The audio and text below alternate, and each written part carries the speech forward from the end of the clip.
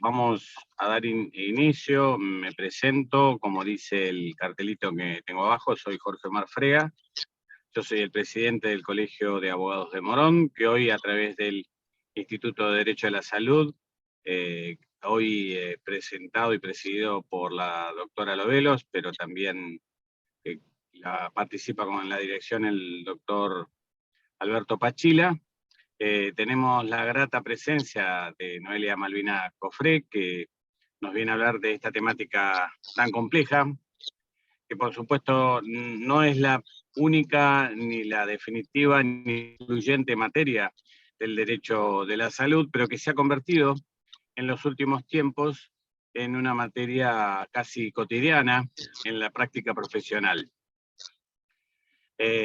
Bueno, además de la gran experiencia que tiene la doctora Cofré, que nos va a explicar seguramente por detalle y con detalle cada una de las cuestiones que nos interesan, que tienen un interés además de tipo práctico, es importante tener presente que, como bien nos explicará ella, no todo es amparable, que hay requisitos que cumplir, que la salud es algo primordial, pero que como esencia debe ser atendida por el Estado, a través de sus propios efectores o de aquellos que han sido, en un sistema tan complejo como es nuestro sistema de salud, designados o autorizados para financiar o para ser quienes otorgan salud en nuestro país. A Dios gracias, la cultura argentina tiene capacidad de reclamo y muchos de ustedes van a recibir justamente de sus clientes el pedido de tratar de poder tener acceso efectivo a la salud. Y esto ha sido una fuente importante de tarea y de trabajo para muchos abogados en el último tiempo, que le han perdido un poco el miedo al amparo. Creo que desde el Corralito para acá se ha aprendido mucho de lo que era un amparo, pero que por el otro lado, como ya les dije, no es una actividad graciosa, no es algo sencillo que se hace así nomás, sino que se tiene que hacer a conciencia, con plazos muy acotados y con un cierto esfuerzo de concentración y seguimiento. Y sobre todo porque los valores en juego son valores muy importantes, como son nada más ni nada menos que la vida y la salud de las personas, sean personas con discapacidad o no.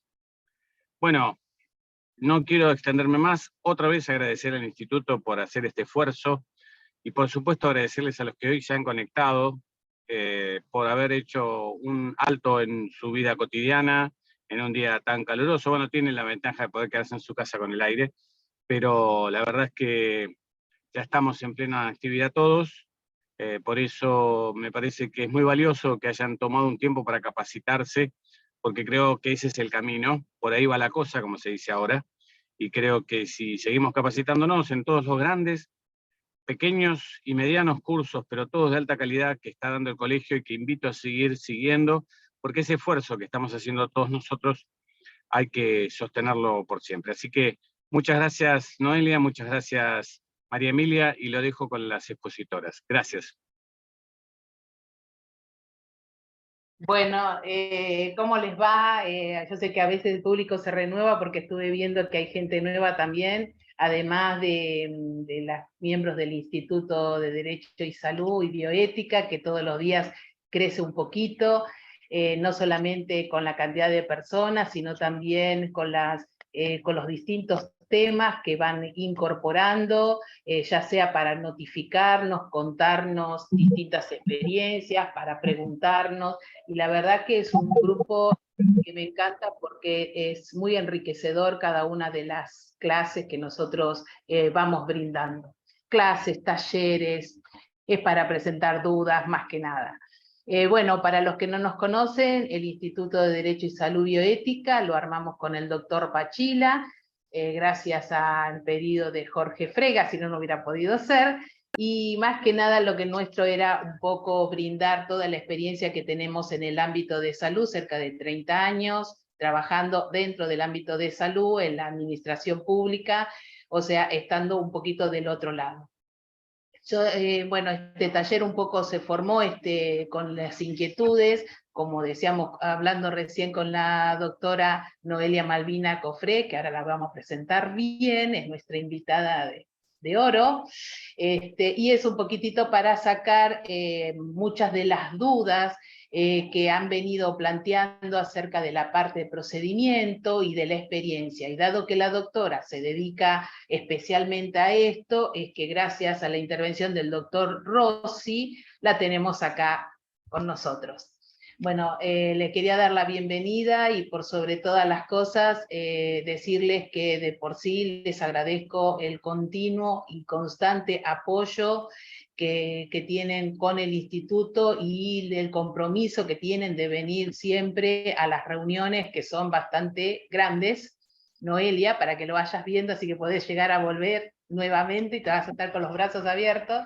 Y bueno, un poco la idea es que la doctora haga toda una presentación respecto de ella, respecto del nuevo libro que sacó sobre amparo y discapacidad, que es muy interesante, lo estuve leyendo, y les voy a decir que después de esto van a tener la posibilidad de un tiempo para poder realizar las preguntas que no sé, Noelia, ahora nos vas a explicar cuál es tu modalidad, si preferís disertar y después que te pregunten, o que se vaya generando un feedback entre todos.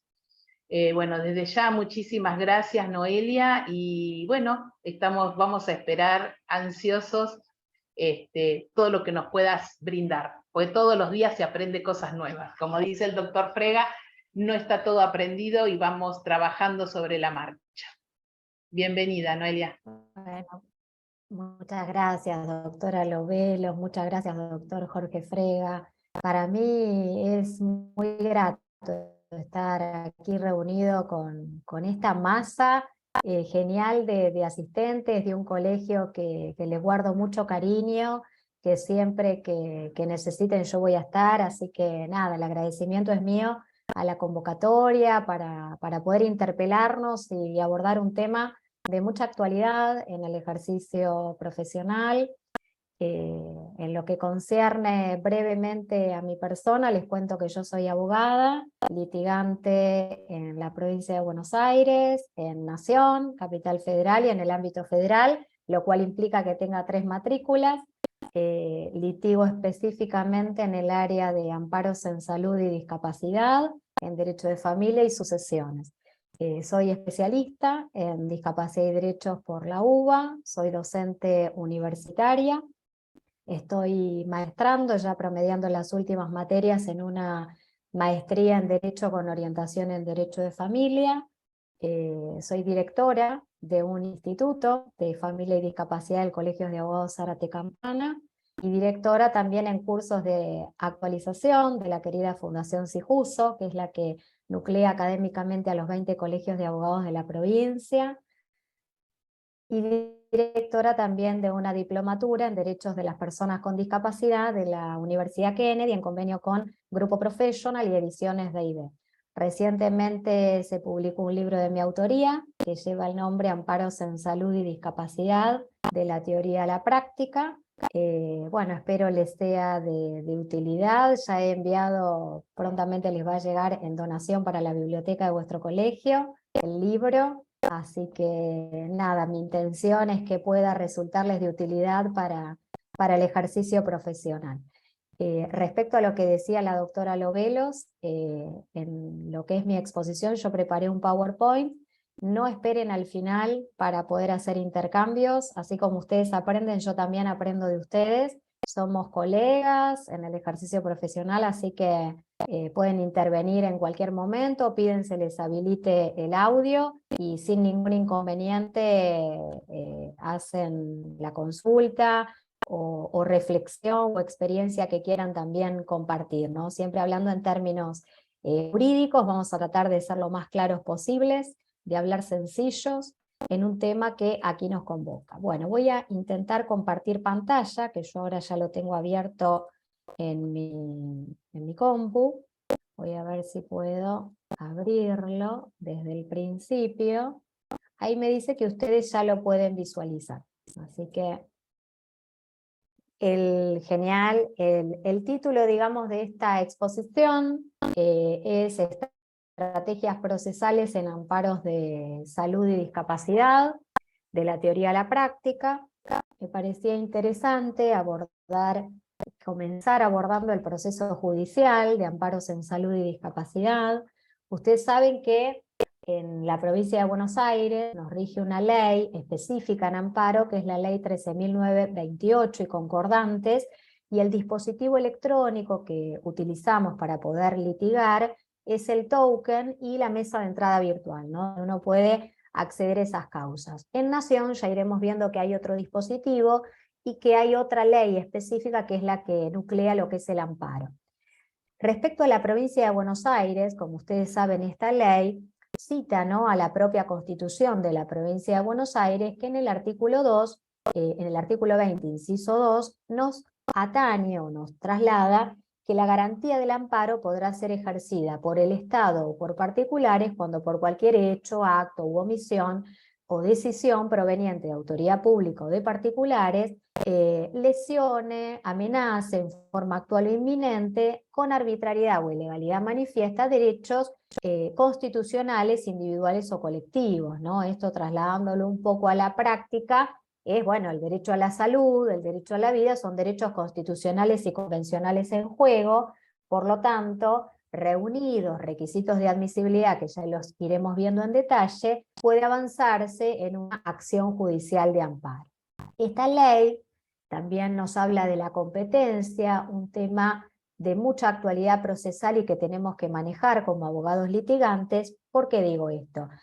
Porque la competencia por la propia ley determina que el juez, la jueza o tribunal de primera única instancia con competencia en el lugar donde el hecho se exteriorice o se manifieste, va a ser quien va a tener competencia para actuar y resolver en esa acción judicial de amparo.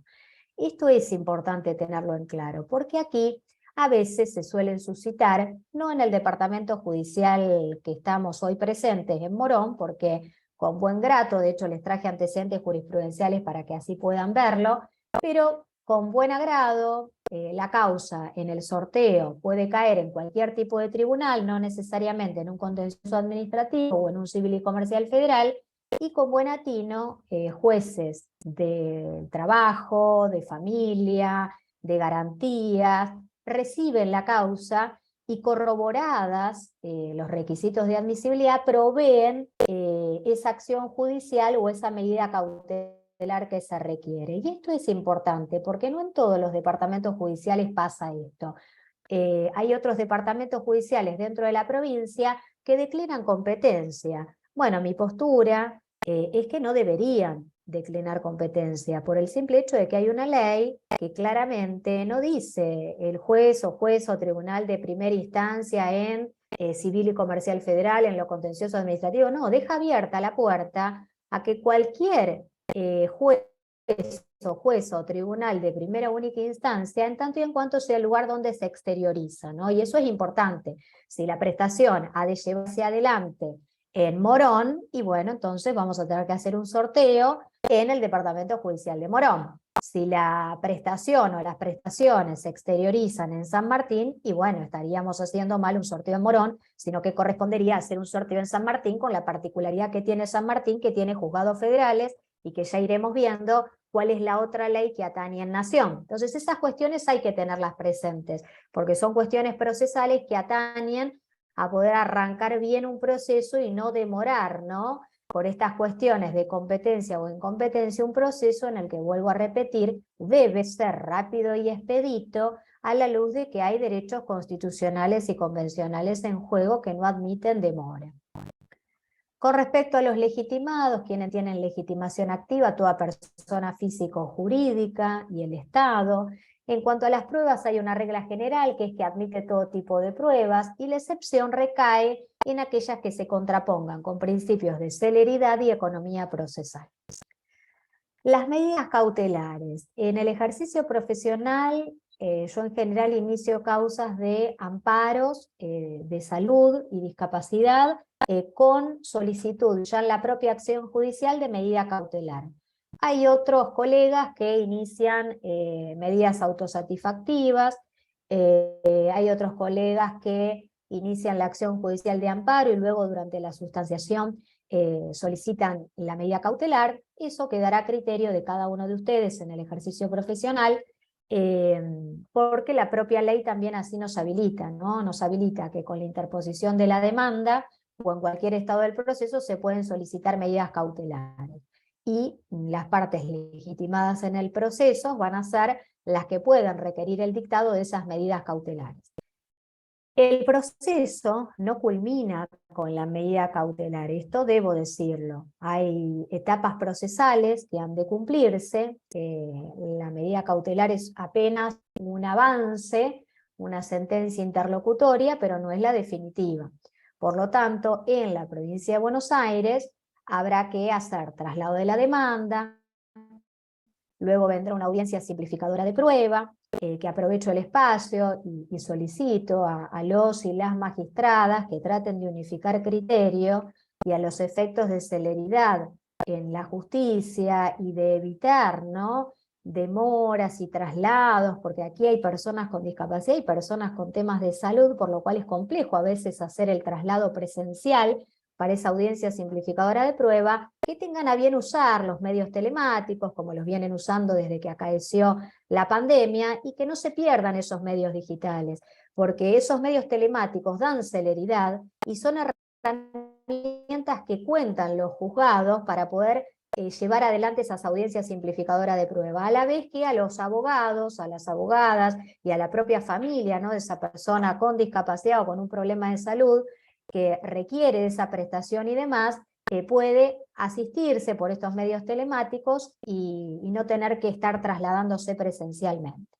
Salvo, bueno, que suceda, de hecho sucedió, por ejemplo, en un departamento judicial de la provincia, en Mercedes, que están con problemas de conectividad y luz hace un par de días, bueno, ahí se justifica, inclusive tengo entendido que van a pedir hasta la suspensión de plazos, por lo tanto, bueno, hay algunas cuestiones que han de ser celebradas presencialmente, pero en este mes, en esta convocatoria que es tan asidua, agradecería haya una uniformidad de criterios, porque hay algunos jueces que siguen con los medios telemáticos y otros no, y esto trae complejidades. Bueno, luego de la audiencia simplificadora de prueba llega la sentencia, ¿no? Esa sentencia va a tener que tener una mención concreta de contra qué autoridad pública o particular ha, por acción u omisión, provocado, ¿no?, alguna lesión en ese derecho constitucional o convencional y por la cual se concede el amparo. Va a tener que determinar en forma precisa la conducta que se ordena cumplir y el plazo. Esto es, para los que no están quizás tan familiarizados, cuando sale la sentencia, se resuelvo y se indica que tal medicina prepaga, tal obra social o el Estado ha de, en forma precisa, cumplir en el plazo de 2, 3 días, 1 día, 5 días, lo que atendiere la urgencia del caso, ¿no? A brindar tales prestaciones con tal prestadores, bajo apercibimiento, bueno, y eso tenerlo presente porque son cuestiones procesales, para eventualmente, en el caso de que incumplan, ya iremos viendo qué otros remedios procesales tenemos para poder utilizar. En la provincia de Buenos Aires contamos con el token, cuando uno se presenta con este certificado digital, de más está decir, pero lo aclaro, tiene que ser abogado de la matrícula para poder contar con este certificado digital. Se hace la presentación, luego del sorteo de la causa. En este caso se presenta el amparo, se acompaña la documental y la acción judicial firmada por las partes y por el abogado o abogada. La causa avanza, como les vine anticipando, se provee una medida interlocutoria, que es la medida cautelar, se da traslado a la otra parte contesta esa demanda, porque tiene plazos para hacerlo, se contesta esa demanda, se provee y se fija la audiencia, ¿no?, la audiencia simplificadora de prueba. En este caso era una causa de una niña con discapacidad que intervino el Tribunal de Trabajo de Morón, que proveyó la medida cautelar, y luego de la feria dio lugar a que intervenga el Tribunal de Trabajo de Lomas de Zamora. Por lo tanto, aquí ven la teoría y la práctica, cómo se lleva adelante. Se llevó adelante la audiencia simplificadora de prueba, intervino el asesor de menores presentando el dictamen, se dio traslado, acompañó el expediente administrativo porque era contra IOMA, en este caso, una obra social provincial, se lo apercibió para que cumpla efectivamente con aquella manda judicial, se dictó la sentencia interlocutoria y finalmente llegamos a la sentencia definitiva en agosto del año 2021. Como ven, en este caso intervino, después del traslado, el Tribunal de Trabajo número 3 de Lomas de Zamora y previamente intervino el Tribunal de Trabajo número 4 de Morón. Este es un caso que me gusta traerles porque aquí ven el derecho en acción, ¿no? Ven cómo en ese caso esos buenos tribunales no declinaron competencia, aceptaron competencia y no solo se quedaron con la medida cautelar, sino que fueron por más, fueron por el traslado de demanda, por la audiencia simplificadora de prueba, hasta llegar a la sentencia definitiva. Creo que ese es el camino que deberían tomar todos los tribunales. Empero sepan que esto no pasa en todos los tribunales. En algunos tribunales resuelven la medida cautelar y declinan competencia y lo remiten al juzgado federal inmediato. Y ese juzgado federal es el que, bueno, va a aplicar otra legislación, por lo cual uno va a tener que tener también la matrícula de esa otra jurisdicción, que ya, si bien es provincia, pero depende de nación, es federal, entonces nos va a implicar tener otras 2 matrículas, y nos va a implicar estar en otro proceso que ahora iremos viendo específicamente dentro del proceso de amparo, ¿no?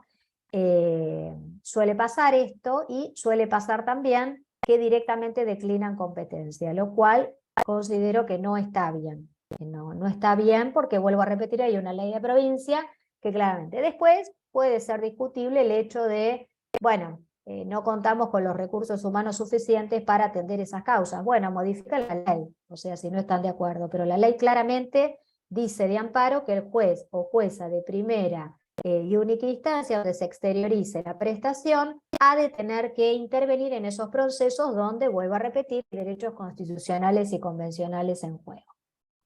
Esta es la causa en el cual una niña con discapacidad intelectual, representada por su mamá y su papá, contra IOMA, reclamaba una serie de prestaciones. Fíjense que había muchas prestaciones que eran requeridas por el equipo médico tratante, y acá un poco lo hablábamos con la doctora Lobelos, y es cierto, o sea, no es solo la pediatra o neonatóloga, sino que también entran en juego otros profesionales de la salud, como psicopedagogos, psicólogos, fonoaudiólogos, habilidades sociales dentro de psicología, equinoterapia, hidroterapia, musicoterapia, terapia ocupacional, psicomotricidad, fonoaudiología, transporte, porque hay niños que tienen una discapacidad que requieren de un transporte especial, por lo tanto eso también acarrea un costo. Hay un nomenclador que ya lo iremos viendo, específico en discapacidad, por lo tanto son cuestiones que hay que tener en cuenta, no solo el derecho en juego, sino también la cuestión de costo, ¿no? En este lugar se hizo lugar la sentencia definitiva que recayó en agosto 2021, hizo lugar en primer lugar a la medida cautelar y luego al amparo, ordenando a IOMA a que se haga cargo del 100% de los costos que irrogue la niña con discapacidad en los consultorios tratantes, como así también de los distintos tratamientos que ella requería. Luego hay otro antecedente en el que intervino un juzgado de familia de Lomas, Perdón, de Zamora. Noelia, te interrumpo 2 segundos. No sé, hay una persona que está diciendo que no se escucha. ¿Vos sentís que está todo bien del sistema? A ver si hay algún otro que no... Yo escucho perfecto. Yo escucho perfecto. ¿Vos me escuchás y los demás me escuchan? Por las dudas que estés Se hablando. escucha muy bien. Bueno, les agradezco. Sí, doctora. Perfecto. Bueno, me alegro entonces. Por ahí sugerirle a esa persona que se fije en la parte del volumen, que ya esto es algo bien técnico, pero quizás lo tiene bajo, o quizás el auricular, que quite el auricular y quizás ahí podrá escuchar. Bien. No tengo inconveniente en que quede grabado, doctora. Por favor, no tengo problema en que quede grabado y en que después lo suban a las redes o compartan, ningún problema, ¿eh? Está bien, gracias, Emilia.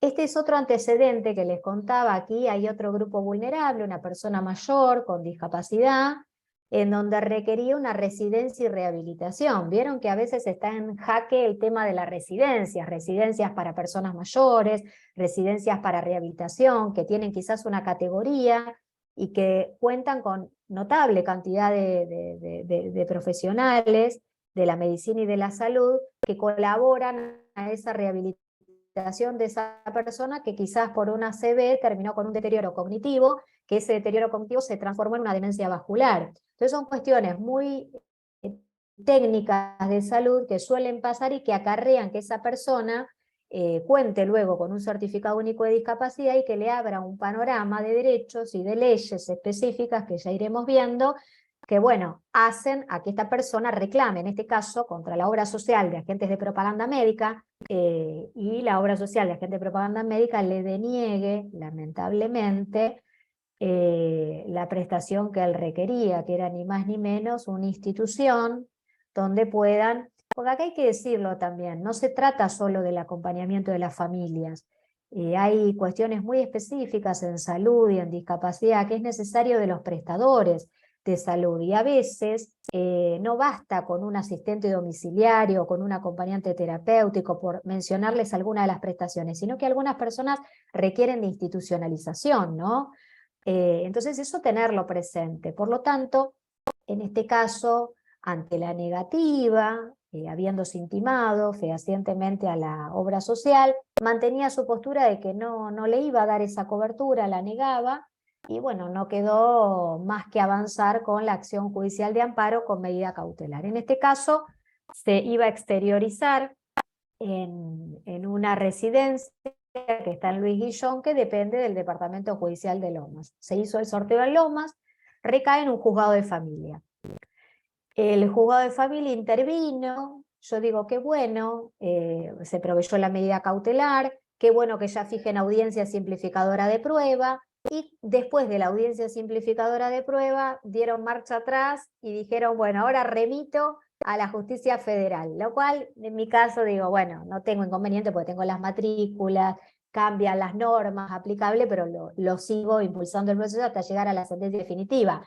Pero era un retroceso, un sabor semiamargo, si se quiere, porque digo, qué lástima que en departamentos judiciales la cuestión esté tan aceitada judicialmente en llegar hasta la sentencia definitiva, como lo vimos y lo evidenciamos en el caso anterior, y en otras jurisdicciones la cuestión dentro de la provincia es como, bueno, vamos hasta aquí y después declino. Y la verdad que me desagradó un poco y no me gustó, pero bueno, no obstante ello, en este caso, como si fuera poco, en octubre informan, ¿no?, después de la audiencia simplificadora de prueba, manifiestan que van a declinar competencia y que lo van a remitir a la justicia federal, y desde octubre hasta febrero de este año, esperando que ese juzgado se ponga de acuerdo con el juzgado federal que había sido sorteado para que remitan el expediente. Eso es lamentable que pase, porque digo, son medios telemáticos, es decir, por mucha documental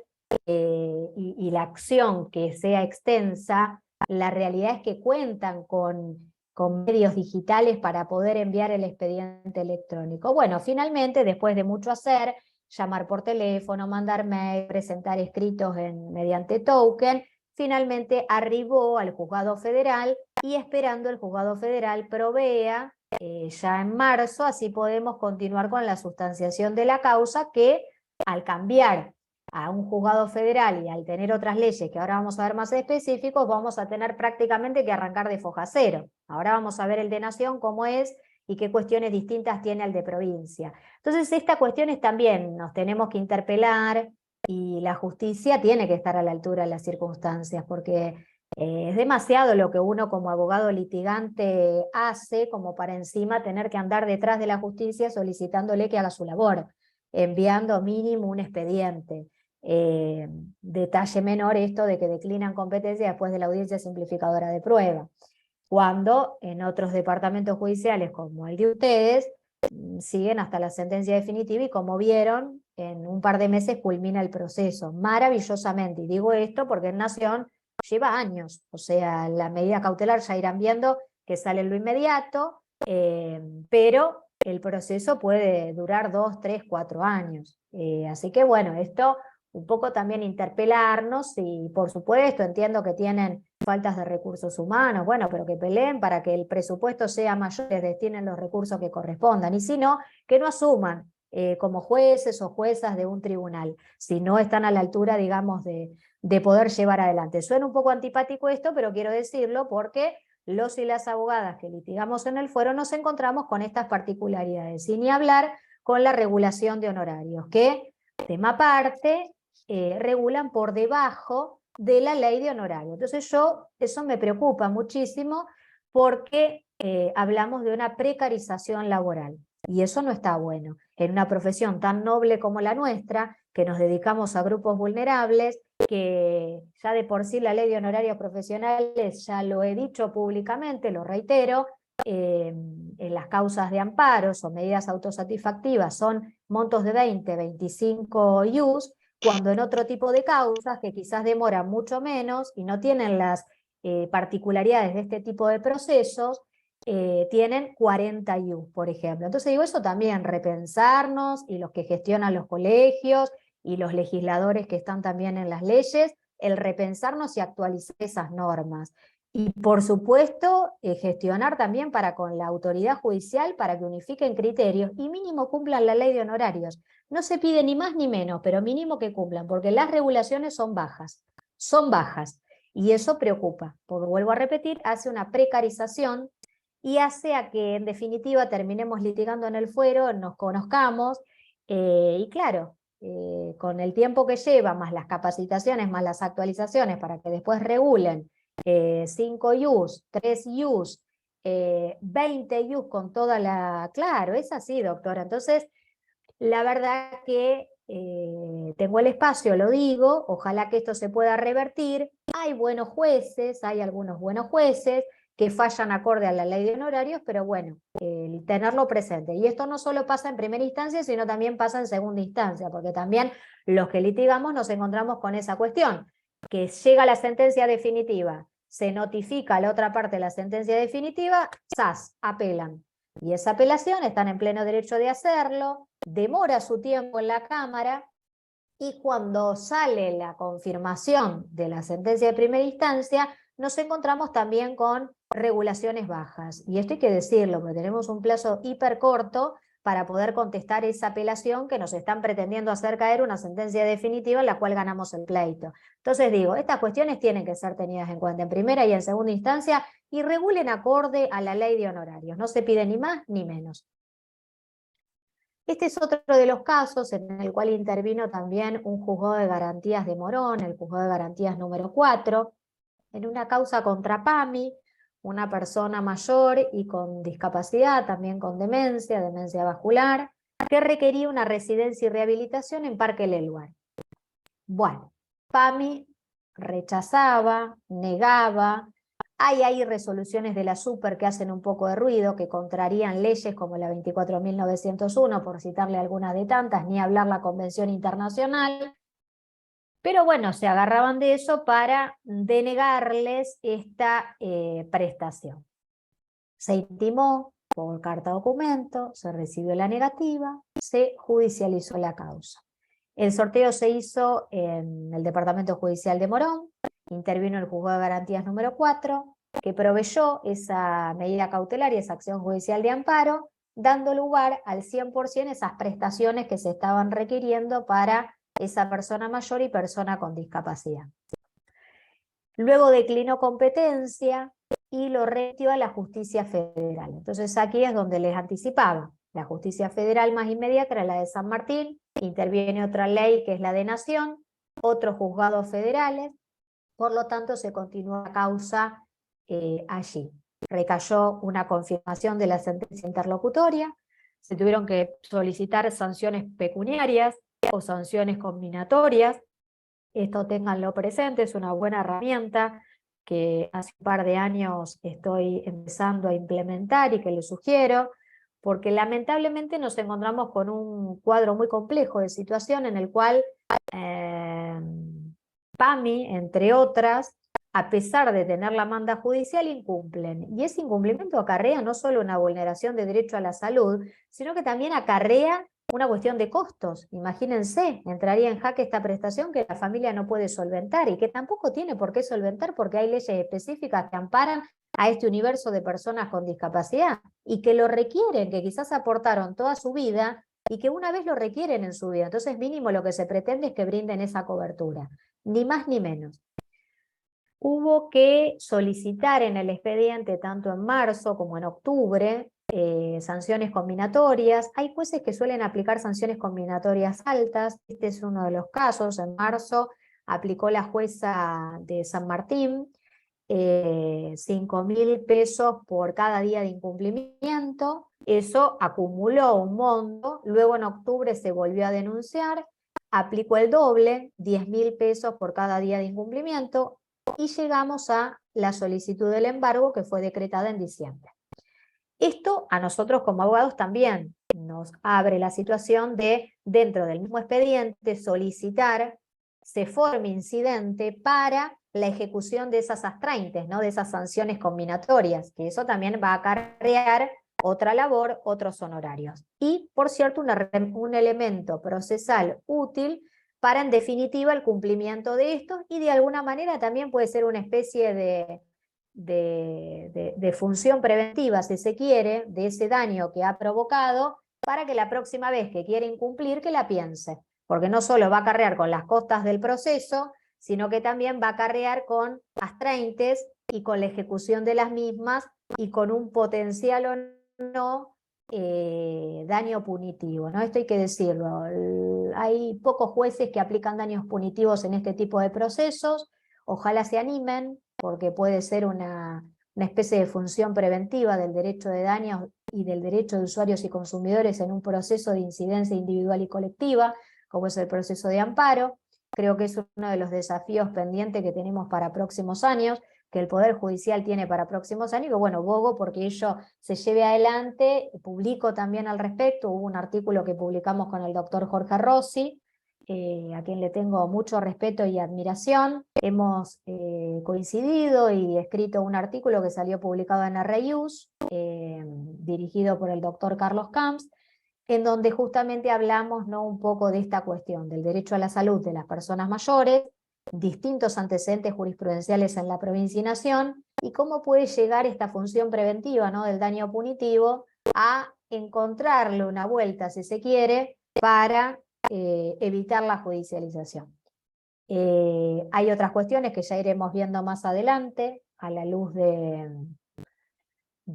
una resolución de la Superintendencia de Salud en noviembre 2022, en paralelo a la publicación del libro de mi autoría en Ediciones D&D. La Super reconoce un poco el objeto e hipótesis de investigación, en el cual reconoce efectivamente que hay un alto índice de litigiosidad que surge de los aportes de la doctrina, de la jurisprudencia y de la estadística de la Cámara Nacional Civil y Comercial Federal, que informan, ahora lo iremos viendo más adelante, que informan este alto índice de litigiosidad. Por lo tanto, establece en cierta manera de una vez su poder, ¿no?, de contralor sobre las obras sociales y las medicinas prepaga, y crea este registro de juicios de amparo en salud. Así que eso hay que tenerlo presente, ya lo iremos viendo cómo algunos jueces y algunos magistrados ya lo están empezando a aplicar.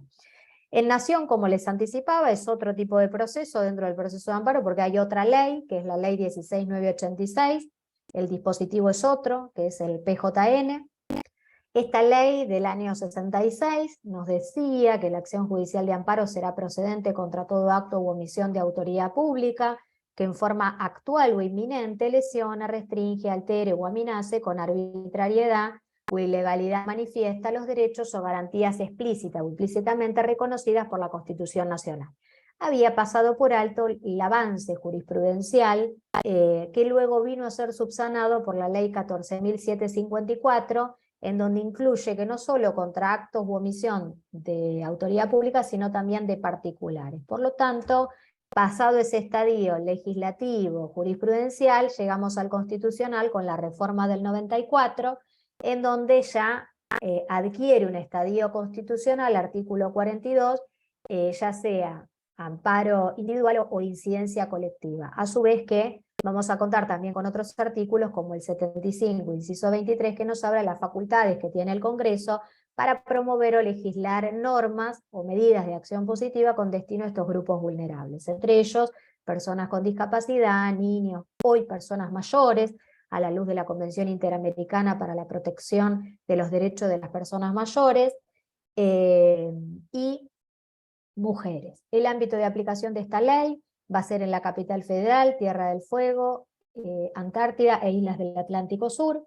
La competencia, el juez o la jueza de primera instancia con jurisdicción en donde se llevase adelante la prestación o prestaciones que la persona con o sin discapacidad requiere, tenga prescripto por su equipo médico tratante o equipo interdisciplinario tratante y que la medicina prepago, obra social o el Estado por acción u omisión le haya denegado, puede entablar este tipo de acción que estamos abordando.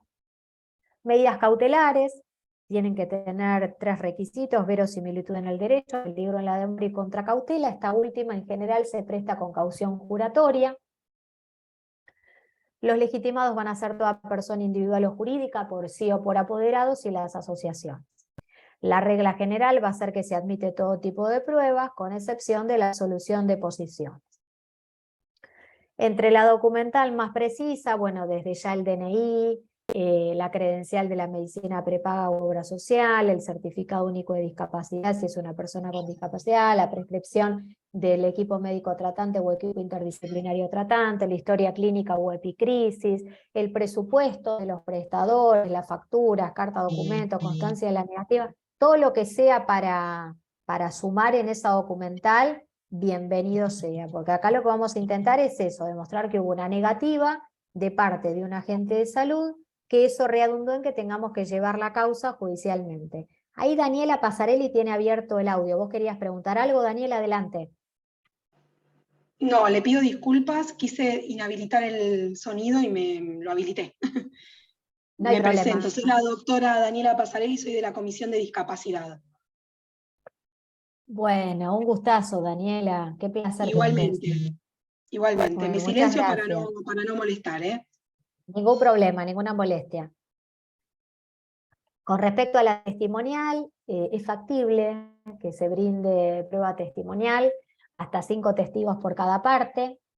En este caso, a diferencia de en provincia, vieron que en provincia vimos que se convocan y luego el traslado de demanda una audiencia simplificadora de prueba. Bueno, aquí se da traslado a un informe circunstancial del artículo 8. Tips procesal, no se lo olviden nunca porque causa la nulidad del proceso, cuidado. En la acción judicial de amparo y en la solicitud de la medida cautelar, cuando uno llega al petitorio, pidan al juez, además de proveer la medida cautelar que se requiere y del amparo que se requiere, que se dé traslado a la otra parte, a la demandada, para que evacúe el informe circunstanciado del artículo 8. Eso es muy importante, ténganlo presente. La sentencia va a tener que especificar una mención concreta, ¿no?, de la resolución, contra quién, por la cual se va a conceder ese amparo o esa medida cautelar. La determinación precisa de la conducta a cumplir, con las especificaciones necesarias para su debida ejecución, y el plazo para el cumplimiento de lo resuelto. El PJN, este es el sistema.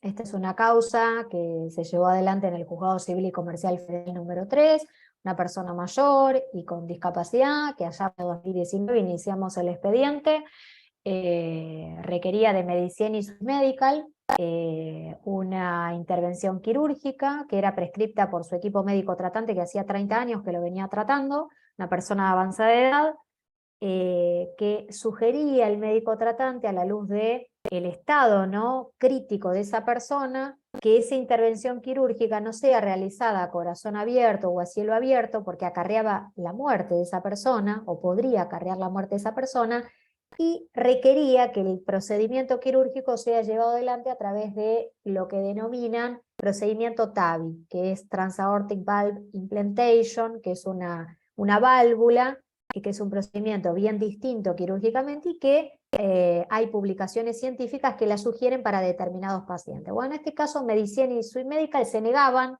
a esa prestación, se negaban a que sea llevado adelante en tal institución.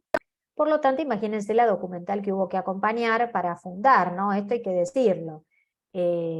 Se presentó gran cantidad de documental en la causa, entendíamos que debía prosperar, si bien nuestra obligación es de medio, no de resultado, entendíamos que con la cantidad documental podría llegar a acarrear la intervención del cuerpo médico forense previo a la resolución, así fue, y el cuerpo médico forense nos dio la razón, dijo nadie mejor que el equipo médico tratante de esa persona es el que corresponda, sugiera cuál es la prestación que mejor acompaña a esa persona que lo necesita. Por lo tanto, luego de esa intervención y ese dictamen del cuerpo médico forense, llegó la medida cautelar. Imagínense, notificamos a la otra parte, se esperaba, imagínense, en ese entonces ya estábamos a punto de entrar en pandemia, en febrero 2020, y nos encontramos con, a pasitos del decreto presidencial del aislamiento social preventivo y obligatorio, y nosotros peleando en esta causa de amparo para que Medicine y Swiss Medical le brinden esa prestación que había salido en esa medida cautelar y que mediaba dictamen del cuerpo médico forense. Bueno, ¿qué piensan ustedes? ¿Que cumplieron? No, apelaron. Bueno, apelaron. Imagínense, apelan, dan traslado, contestamos. Al contestar, evacúan también el informe circunstanciado. Bueno, pasado todo este plazo, nosotros manifestamos, acompañamos, solicitamos con carácter urgente, porque teníamos una persona que estábamos representando que ya no solo estaba en jaque la salud, sino la vida de esa persona, y en el medio una pandemia, con todo lo que implicaba que, bueno, ahora 2023 uno ya hay protocolos de actuación en los hospitales, en las clínicas privadas, en las instituciones de salud, pero en aquel entonces ni siquiera se conocía el virus por el cual se estaba decretando, se había decretado a nivel Organización Mundial de la Salud, pandemia a nivel global y acá en Argentina a través de un decreto del Poder Ejecutivo. Entonces era un desconocimiento total de lo que este virus podía acarrear y a la vez un peligro en la vida de esta persona. Bueno, se habilitó, luego las presentaciones que hicimos y demás, llega el dictamen del fiscal, finalmente se da lugar al amparo y a la medida cautelar y sale la sentencia definitiva. Se notifica a la otra parte, esto salió publicado en una revista iberoamericana, este caso, uno de los pocos casos que hay en la jurisprudencia argentina, hay otro en que intervino la Corte Suprema de Justicia de la Nación contra el CEMIC, en el cual también allá por el año 2016 se requería, en el año 2014, perdón, se requería también la misma prestación. Esto un poco también la ciencia va evolucionando, por lo tanto también la justicia tiene que ir evolucionando y la legislación también. Son prestaciones que no están incluidas en el PMO, un poco llamar la atención a este tema y que se revea el PMO y se incluyan nuevas prestaciones y se quiten otras que ya ni siquiera se utilizan. Entonces creo que aquí viene el trabajo en equipo que hablamos con la doctora Lovelo y que es tan necesario, ¿no? En salud, en personas, en bioética, en discapacidad. Son muchas áreas las que engloban y creo que si se trabaja en equipo, convocando a distintas personas que puedan aportar a esta cantidad de legislación que tenemos, que algunas hay que actualizar, creo que podríamos estar en un buen camino, ¿no? Para evitar quizás...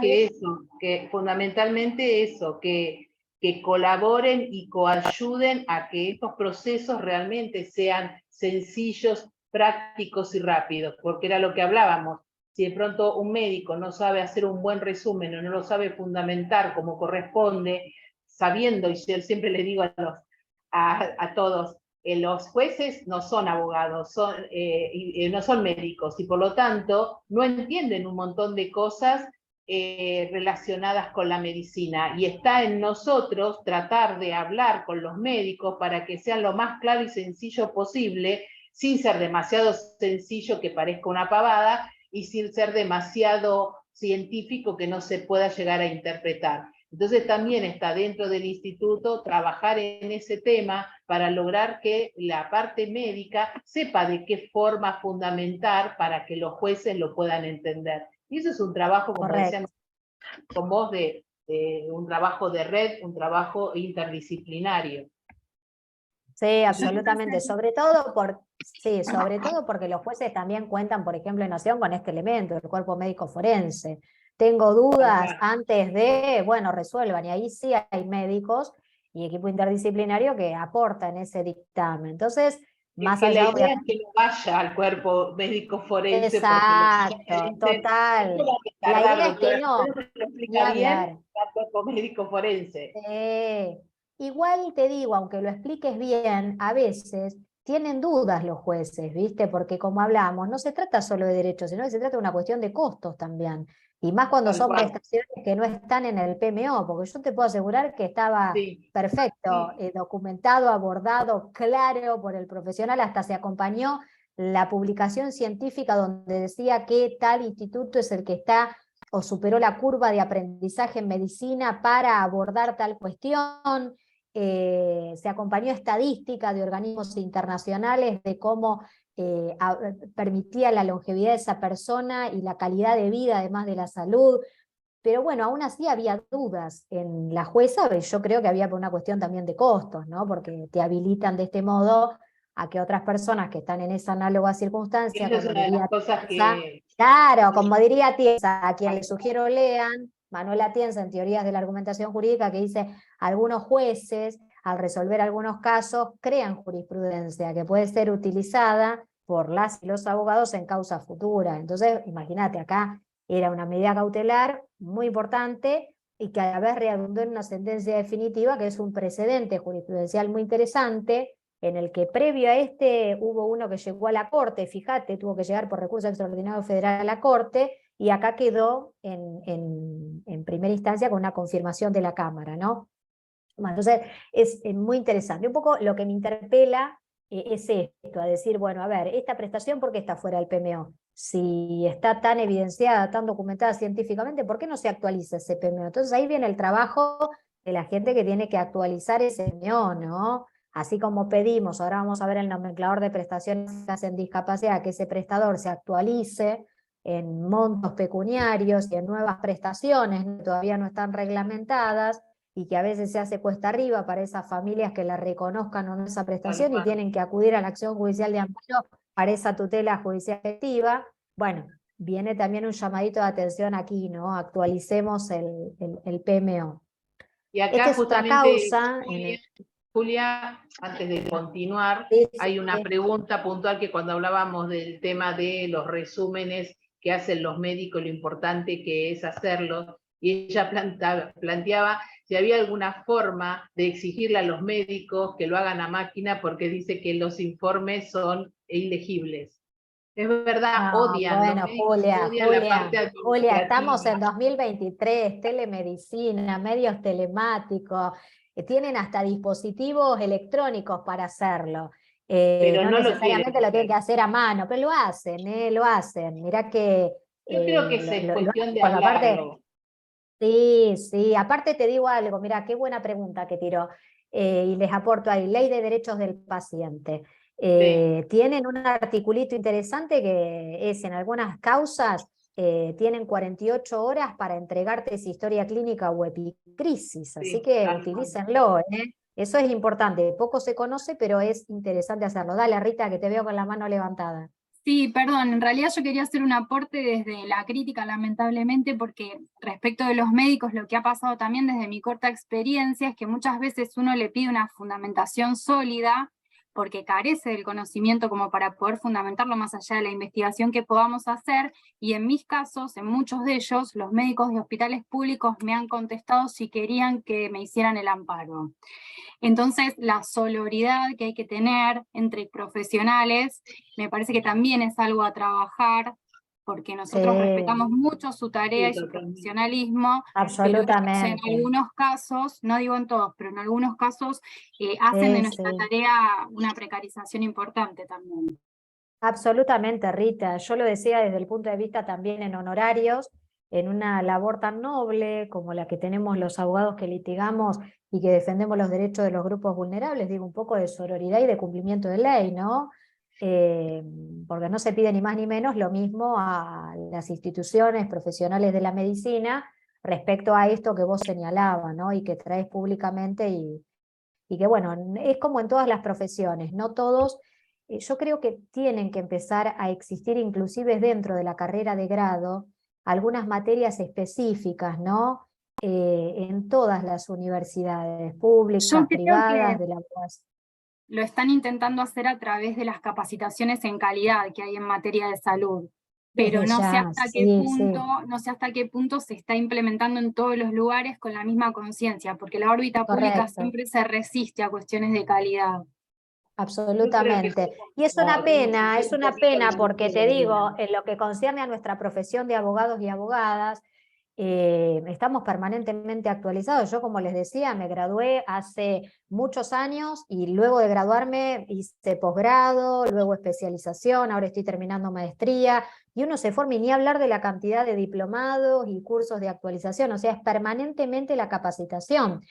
De modo que, digo, tienen que estar y tienen que tener esa mirada abierta que desde el derecho estamos teniendo, ¿no? Me acuerdo de Dworkin que decía que es el derecho y nos decía, sí, sí, es el conjunto de normas, pero también de principios y directrices. Hay principios que coexisten en el ámbito de salud y discapacidad, como el derecho a gozar del más alto nivel posible de salud, principio de realización progresiva, medidas de acción positiva, igualdad y no discriminación, que a veces en la balanza están por encima quizás de cuestiones que todavía no están reglamentadas. Y no quiere decir que el juez va a crear o se va a poner en rol de legislador, sino que está de alguna manera Y poniendo en la intentando balanza esos influir. principios, Claro. exacto, como entendiendo el derecho más ampliamente. Entonces yo creo que ahí un poco a los que concursan en el fuero judicial y se van a desempeñar como jueces, creo que ese es un desafío súper importante, que entiendan o tengan Totalmente de esa acuerdo. concepción del derecho, ¿no? Sobre todo porque las leyes no nos acompañan tanto en el derecho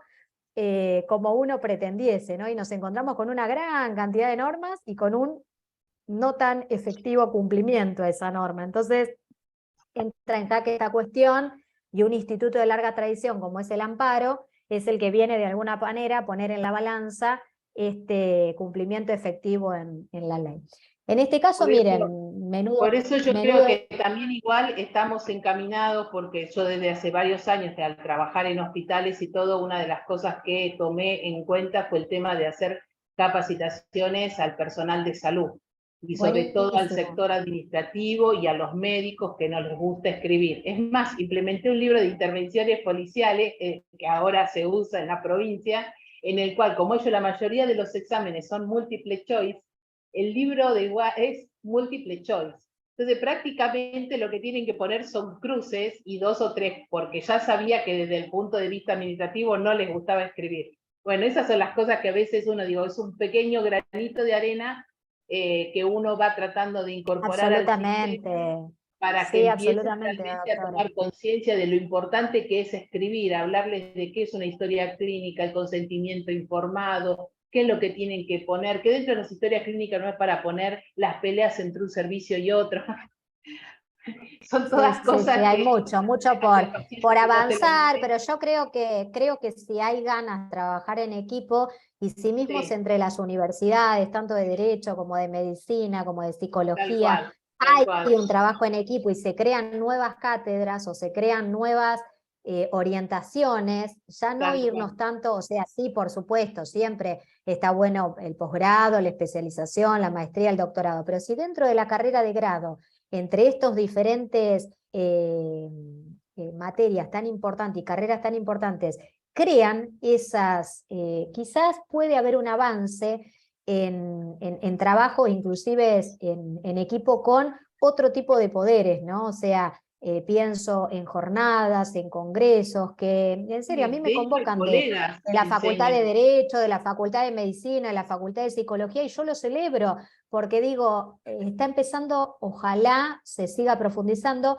un avance en el trabajo mancomunado y en equipo. Ya no quedarnos el de derecho solo con las normas, el Tal de cual, psicología totalmente. tal, Es que sino nos dimos irnos cuenta que en ya un no trabajo sirve eso.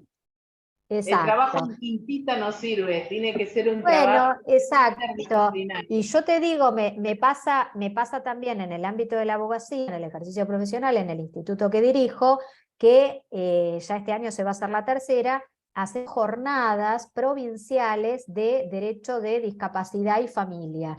Y convocamos, uno de los objetivos es convocar no solo a la colegiación, sino también a la justicia, al Poder Legislativo y al Poder Ejecutivo, porque creo que en ese trabajo en equipo pueden hacerse intercambio de ideas y pueden de alguna manera mejorar algo en el sentido de visibilizar, difundir derechos, a la vez de crear conciencia también en esto que traía Rita, ¿no? De la sororidad que tiene que haber en causas específicas. Yo les traía el caso en el ejercicio profesional, el juzgado de Lomas, que en esa audiencia simplificadora de prueba pedía que sea presencial. A ver, se hizo presencial, pero ¿qué necesidad había si se podía hacer por medios telemáticos? Hubo que trasladar a la persona que estaba en una institución, los hijos que estaban trabajando, yo que estoy en otra jurisdicción en la capital o en la provincia en Escobar. Digo, ¿por qué esa falta de sororidad o de empatía con la persona en definitiva, ni hablar del derecho en sí? Digo, bárbaro que salió la medida cautelar, pero en la audiencia simplificadora de prueba empecemos a usar, que ese es un poco el temor que tengo. La pandemia ya de alguna manera cesó, entre comillas, de lo que era el ASPO, el DISPO y eso, y temo por la falta de uso de los medios telemáticos. Entonces bogo un poco porque continúe esos medios telemáticos.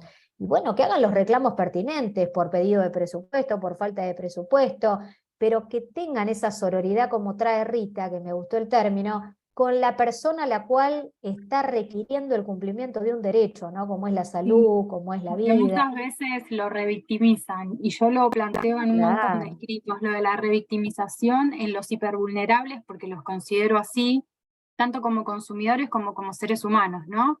Es tremendo.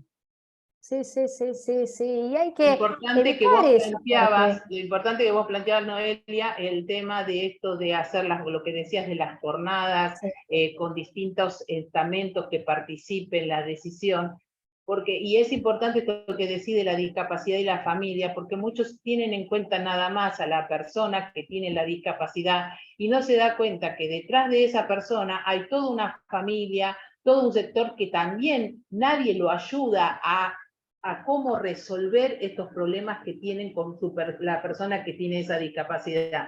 Entonces es re importante porque solamente se tiene en cuenta el que tiene la discapacidad, pero ¿y la familia que tiene que estar, que tal tiene que cual, grupo familiar, acomodarse? absolutamente. Es Sí, sí, terrible, sí, es terrible. absolutamente. Sí, sí, sí, sí. Bueno, no te robamos más, seguimos. No, por favor, aparte me encanta el intercambio porque aparte yo también aprendo de sus experiencias y es muy nutritivo y aparte es lo que pasa también, hay que aprovechar los espacios para decir lo que se piensa, por supuesto con argumentos, ¿no? Pero es lo que sucede, así que intervengan todo lo que quieran. En este caso, fíjense que una persona con discapacidad y con síndrome de Hacking-Adams requería de asistente domiciliario, una figura muy controvertida, en este caso contra Medicus, que Medicus denegaba. Uno de los argumentos era el que utiliza la mayoría, no está reglamentado, no está en el nomenclador, no te lo voy a brindar. Se ganó la causa, hay una sentencia firme del 6 de diciembre de 2022.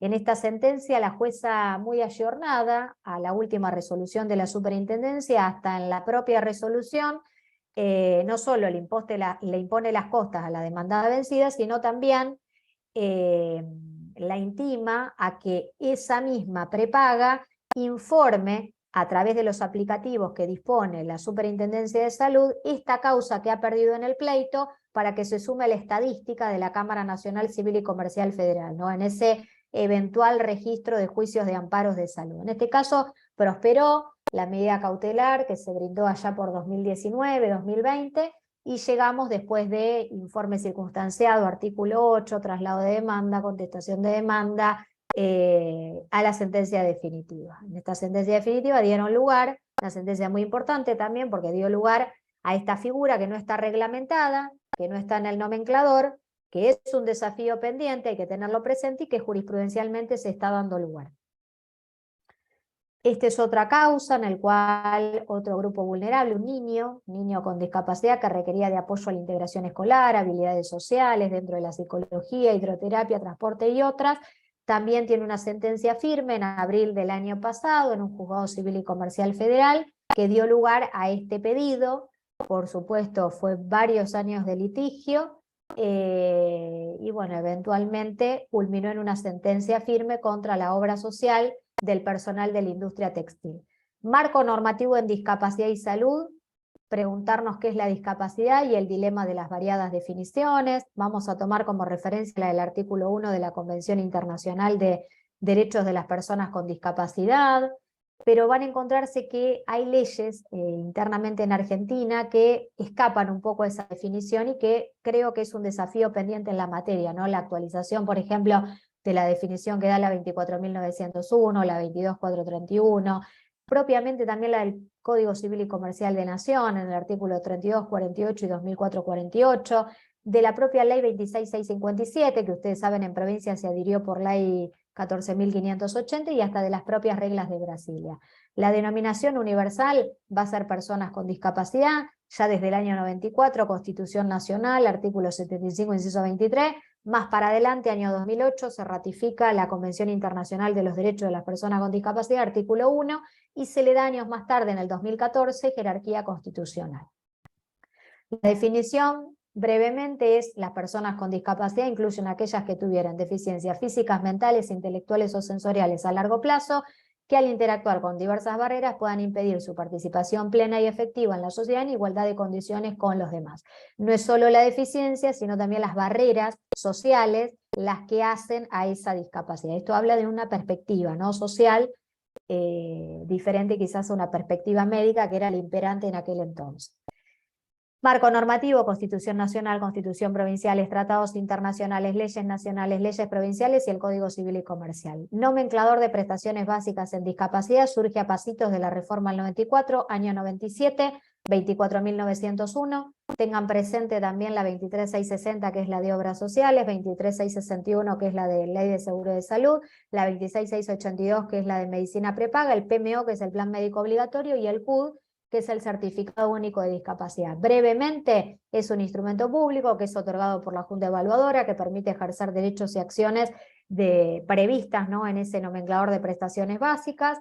Entre las áreas de cobertura se van a poder citar salud, transporte, asignaciones familiares y otras. Hace poquito salió una resolución del ANDIS y está también tratándose, aprobado en Cámara de Diputados, estamos esperando que lo aprueben también en senadores, respecto a que no sea necesaria, ¿no?, esa renovación de ese CUD. Lo cierto es que hoy actualmente la resolución del ANDIS dice que no es necesario para los nuevos que se gestionen esa renovación de CUD, pero es una resolución. Vamos a esperar también a la ley, ¿no? Esperemos que yo hace años que vengo, de hecho publiqué un artículo que se había publicado en el Dial y que lo levantó también la Biblioteca del Congreso de Nación, donde digo que me parece que esto de renovar los CUD, y les digo más, en procesos de restricción a la capacidad de ejercicio, que se pida la renovación de esa revisión por un equipo interdisciplinario, por el cuerpo médico forense, es bastante invasiva y de alguna manera, en algunos cuadros que son irreversibles o permanentes, se pierde tal cual, Rita, es eso, es el para qué con todo lo que implica al grupo familiar y a la propia persona. Si el cuadro, digamos, desde el punto de vista del equipo interdisciplinario y médico va a ser ese, creería que no debería ser necesaria esa renovación. Distinto a aquellos en donde el cuadro puede cambiar y donde pueden requerir nuevas prestaciones o un achique de prestaciones o más prestaciones, o surge alguna nueva cuestión, ¿no?, en la discapacidad, que a veces puede mutar. Por lo tanto, bueno, en esos casos sí sería necesario, pero en otros casos no lo veo más que complicar a la propia persona, exponerla innecesariamente y a un traslado del grupo familiar, y bueno, nada, espero que se aprueben senadores. Las prestaciones, tenganla presente, la 24.901, que les va a ser súper útil en el ejercicio profesional. Van a encontrarse prestaciones básicas en el artículo 14, 15, 16, preventivas, rehabilitación, terapéuticas, educativas, educativas, asistenciales, transporte especial, van a tener prestaciones específicas que no son taxativas sino enunciativas, estimulación temprana, educación inicial, educación general básica, formación laboral, centro de día, centro educativo terapéutico, centro de rehabilitación psicofísica, rehabilitación motora, odontología integral, esto es tanto la atención primaria como hasta las técnicas quirúrgicas complejas y de rehabilitación. Sistemas alternativos al grupo familiar, aquí vienen las residencias, hogares, pequeños hogares, ténganlo presente, aquí hay una ley, un artículo específico que les da lugar a esta petición.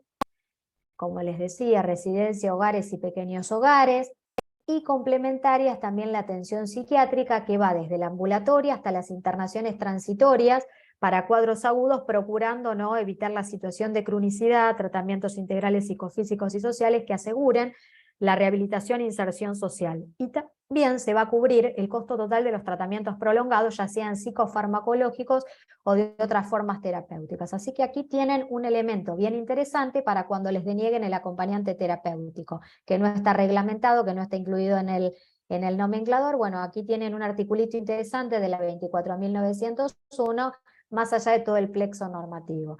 Entiendo esto les es muy familiar, el nomenclador de prestaciones básicas, pero aquí se los traje, el último aprobado publicado en el boletín oficial a diciembre de 2022, digo esto y hago una aclaración entre paréntesis, se reunió el directorio, aprobaron, yo trato de ser prudente hasta que no lo vea publicado en el boletín oficial, no voy a oficializar ningún aumento, porque no va a ser ni la primera ni la última vez que acordaron algo y después en la publicación salió algo menor.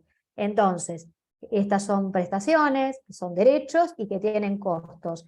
Estos son las distintas prestaciones que están previstas por la ley. Este es el nomenclador, estos son los valores. Ténganlo presente porque les va a ser útil en el ejercicio profesional. ¿Qué es el derecho a la salud? Un poco lo que ya les anticipaba, principios que coexisten en el derecho a la salud y discapacidad, derecho al disfrute del más alto nivel posible de salud, surge de la Declaración Universal de Derechos Humanos allá por el año 1948, en el preámbulo de la OMS, en la Convención Internacional de los Derechos de las Personas con Discapacidad, artículo 25, el principio de realización progresiva, esto es, lo trae el Pacto del ECOSOC, en el cual dice que los estados tienen la obligación de lograr progresivamente la plena efectividad de los derechos reconocidos en él, las medidas de acción positiva que surgen del 75, inciso 23, y el principio de igualdad y no discriminación que surge de la Convención Interamericana para la Eliminación de todas las formas de discriminación contra las personas con discapacidad y, por supuesto, de la Convención Internacional sobre los Derechos de las Personas con Discapacidad. ¿Todo esto para qué les sirve? Bueno, les sirve para poder fundar esos amparos que quieran eventualmente judicializar. Ley 23660, una ley del año 88-89, brevemente, las obras sociales que quedan comprendidas en la ley, está previsto en el artículo 1, tema muy importante, cuál es la finalidad de las obras sociales, el artículo 3, que destinarán sus recursos en forma prioritaria a prestaciones de salud. Las obras sociales han de inscribirse en el registro que funcionará en el ámbito del ANSAL, que esas resoluciones van a ser de carácter obligatorio. ¿Quiénes son los beneficiarios? Lo establece el artículo 8, grupo familiar primario. Fíjense, una ley del año 88-89 ya nos hablaba también de las uniones convivenciales, fíjense de avanzada. Cuando el Código Civil y Comercial nos trae novedades en las uniones convivenciales, y espero que en una potencial reforma se incluyan más derechos para las uniones convivenciales, esta ley del 88-89 ya equiparaba la unión convivencial y daba a que formen parte del grupo familiar primario, ¿no? La ley 23661, también en paralelo al 88-89, Sistema Nacional del Seguro de Salud. ¿Cuál es el objeto? Proveer el otorgamiento de prestaciones de salud igualitarias, integrales y humanitarias. ¿Quiénes son los beneficiarios? El artículo 5 establece quiénes son los beneficiarios, qué va a corresponder a los agentes del seguro y a las entidades que adhieran al mismo, el cumplimiento efectivo, ¿no?, de las resoluciones. La ley 26682, años posteriores, en el año 2011, medicina prepaga. ¿Cuál es el objeto? ¿Quiénes le integran? Establecer el régimen de las medicinas prepagas, que hay una relación de usuarios y consumidores, ahí también les atañe la ley de defensa del consumidor. Hay una relación de consumo y hay un contrato en esta medicina prepaga. Esta es la ley que lo regula. ¿Quiénes van a estar incluidas también dentro de la ley de medicina prepaga? ¿Cuál es la finalidad? Prioritariamente destinar los recursos a temas de salud, prevención, protección, tratamiento y rehabilitación de la salud humana a los usuarios. Los usuarios pueden rescindir el contrato con esa medicina prepaga, pero tiene que mediar dos cuestiones. Primero, notificar fehacientemente esa medicina prepaga que va a ser dado de baja y que sea dentro de los 30 días de anticipación. Doctora, no me quieren dar de baja y yo cumplí con estos requisitos. Bueno, a ver, tienen que cumplir y si no tienen que judicializarlo requiriendo esa baja, porque están teniendo una conducta ilegal. ¿Por qué? Porque surge el artículo 9 de la 26.682.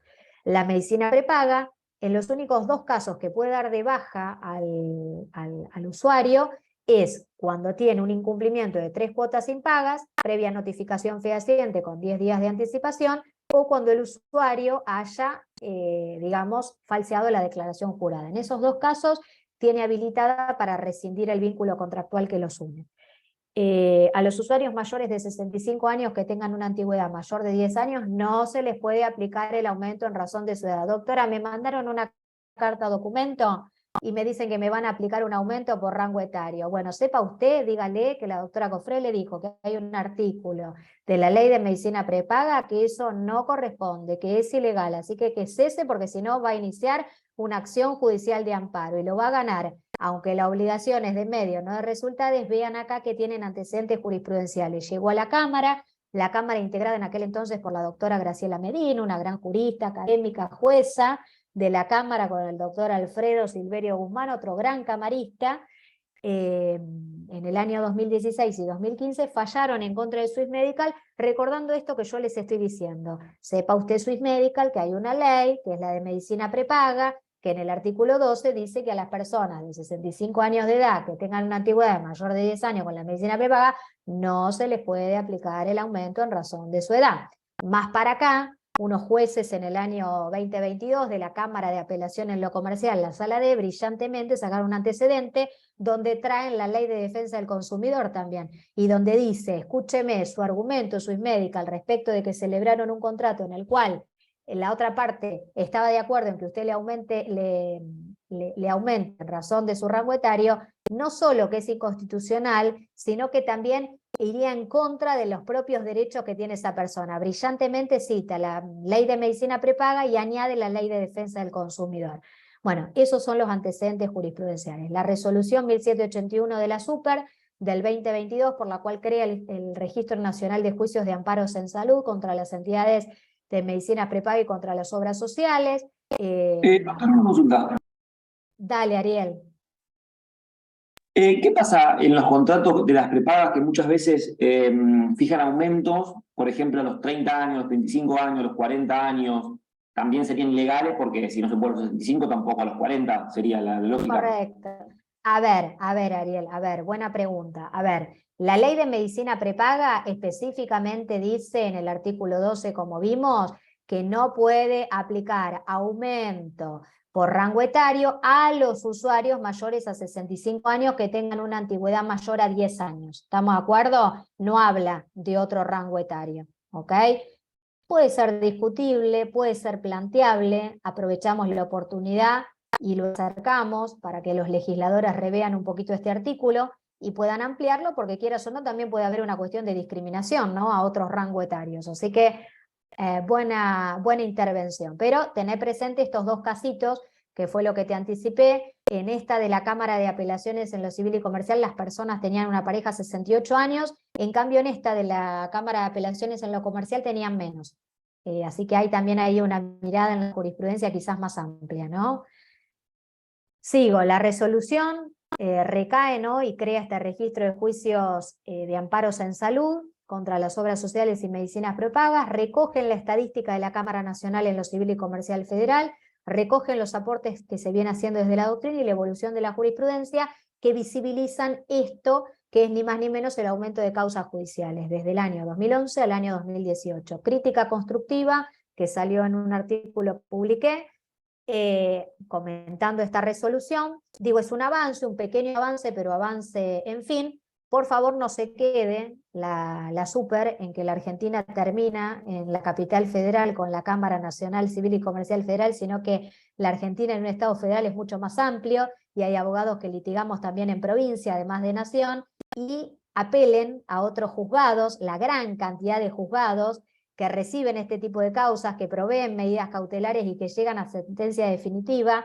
porque la estadística es mayor y se pueden encontrar con un aumento más notorio, ¿ok? No solo quedarse con el de la Cámara Nacional Civil y Comercial Federal, sino que la crítica un poco constructiva, ¿no?, viene por ese lado. Recojan también estadística de otras jurisdicciones y de otro tipo de cámaras, ¿sí? Porque, por ejemplo, en la provincia de Buenos Aires, como vimos, es variado, te puede tocar un tribunal de familia, un tribunal de trabajo, un contencioso administrativo, uno de garantía. Entonces, si no estás tomando estadística de esos juzgados, te estás perdiendo de que esa estadística sea más real, ¿no?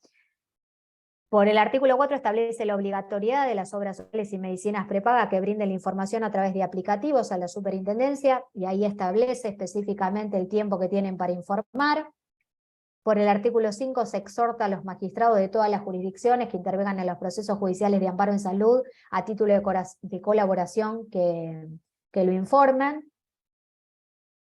Bueno, aquí tienen el libro, como les decía, de mi autoría, que se publicó en Ediciones de ID, donde un poco el objeto de la investigación y la hipótesis de investigación fue justamente que en Argentina, a pesar de la excelsa cantidad de leyes y de tratados internacionales con destino a los grupos vulnerables, entre ellos personas con discapacidad, personas mayores, niños, niñas y mujeres, acá es en Argentina la acción judicial de amparo como tutela judicial efectiva.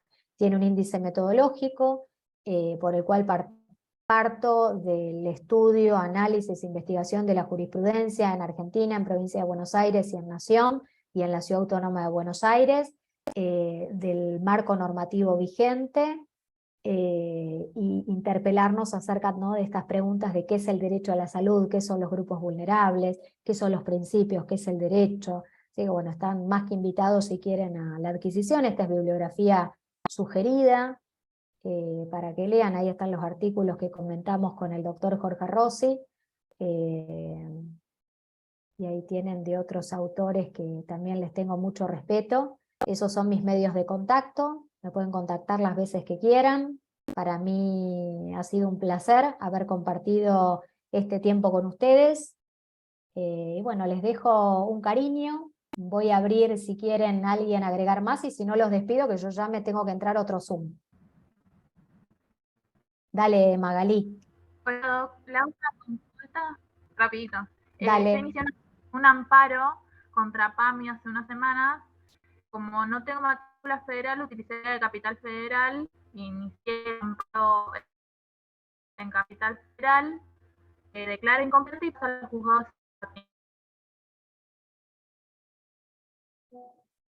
Sabés que no te terminé de escuchar, como que se te cortó. Mira, yo te voy a dejar mis medios de contacto, que ahí se los compartí también por el chat. Por suerte, y una colega me tiene pueden escribir. la matrícula.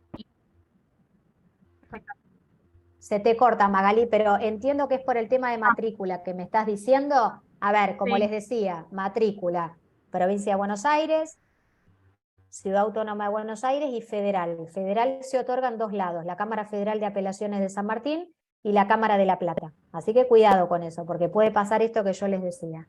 Bueno, muchas gracias, les dejo un gran cariño. Bueno, nos vemos en otra oportunidad. Bueno, muchas gracias, Noelia, por tu participación.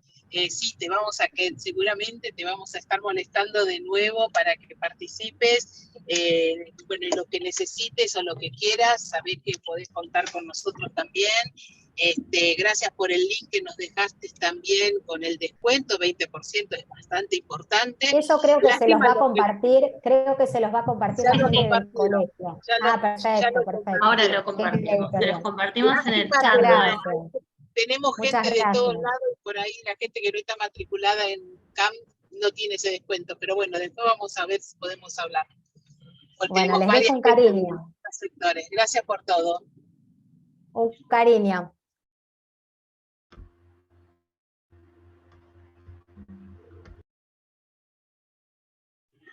No me escuchan, pero no me ven, pero me escuchan. Le quería agradecer ante todo por participar. La clase está grabada. Por otro lado, yo les voy a pasar también jurisprudencia con relación a la afiliación de gente con discapacidad, que son nuevitas. de este año, así que les va a servir un montón para todos aquellos que nos estuvieron preguntando. Y bueno, les mando un saludo gigante y ya estamos preparando otra clase con el Instituto de Previsional. Muchas gracias, doctora.